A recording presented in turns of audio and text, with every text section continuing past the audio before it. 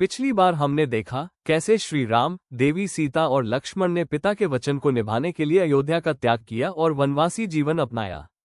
चित्रकूट में भरत ने उनसे भेंट कर वापस अयोध्या चलने का आग्रह किया, पर राम अपने निश्चय पर अडिग रहे। तब भरत ने राम की पादुकाएं लेकर अयोध्या पर उनके प्रतिनिधि के रूप में शासन किया।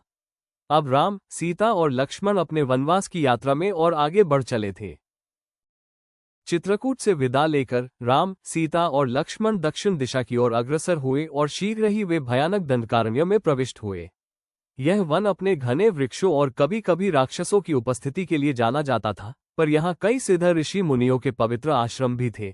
दंडकारण्य में प्रवेश करते ही उन्होंने सर्वप्रथम महर्षि शरभंग से भेंट की, जिन्होंने राम के दर्शन कर अपने जीवन का लक्ष्य पूर्ण किया और अग्नि में प्रवेश कर मोक्ष प्राप्त किया। इसके बाद वे महर्षि सुतीक्षण के आश्रम पहुंचे, जो अगस्त्य मुनि के शिष्य थे। सुतीक्षण ने राम का भव्य स्वागत किया और उन्हें अगस्त्य मुनि से मिलने का मार्ग सुझाया, जो इस क्षेत्र के परम ज्ञानी ऋषि थे। दंडकारण्य में अपनी यात्रा के दौरान उनका सामना एक भयानक राक्षस विराध से हुआ। विराध एक विशालकाय और क्रूर राक्षस था, जिसने सीता को पकड़कर उन्हें उठा लिया और भागने का प्रयास किया। राम और लक्ष्मण ने तुरंत उसे चुनौती दी।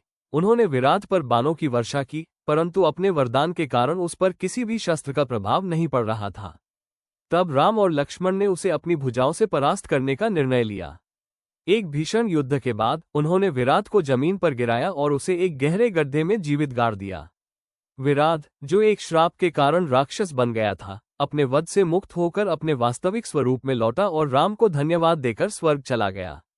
विराध का वध करने के बाद राम, सीता और लक्ष्मण ने महर्षि अगस्त्य के आश्रम की ओर प्रस्थान किया। महर्षि अगस्त्य एक महान ऋषि थे, जिन्होंने देवताओं की सहायता की थी और विंध्याचल पर्वत को भी बढ़ने से रोका था। उन्होंने राम और उनके साथियों का हार्दिक स्वागत किया। अगस्त्य मुनि ने राम को दिव्य अस्त्र शस्त्र भेंट किए, एक शक्तिशाली वैष्णव धनुष, 2 अक्षय तरकश जिनके बाण कभी समाप्त नहीं होते थे, और एक दिव्य तलवार। उन्होंने राम को इन अस्त्रों का महत्व बताया और उन्हें धर्म की रक्षा के लिए इनका उपयोग करने का आशीर्वाद दिया। अगस्त्य मुनि ने राम को पास ही स्थित पंचवटी नामक रमणीय स्थान पर निवास करने का सुझाव दिया, जो राक्षसों से कुछ दूरी पर शांत और सुरक्षित था। अगस्त्य मुनि के निर्देशानुसार राम, सीता और लक्ष्मण ने पंचवटी की ओर प्रस्थान किया।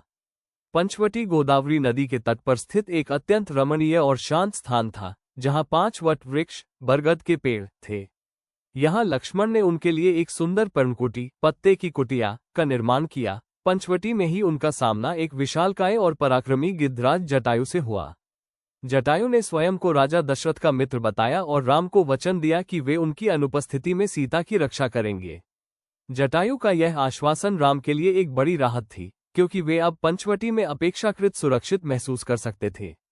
दंडकारण्य में राम का आगमन, ऋषियों का उद्धार, राक्षसों का संहार और दिव्य अस्त्रों की प्राप्ति, ये सभी घटनाएं दर्शाती हैं कि राम केवल एक राजकुमार नहीं, बल्कि धर्म के संरक्षक थे। पंचवटी में उनका निवास उन्हें अगले बड़े घटनाक्रम के लिए तैयार कर रहा था। क्या पंचवटी में उनका जीवन शांतिपूर्ण रहेगा, या यहाँ भी उन्हें नई चुनौतियों का सामना करना पड़ेगा, और सबसे बड़ी चुनौती कौन सी होगी? जानने के लिए हमारे अगले भाग को देखना न भूलें।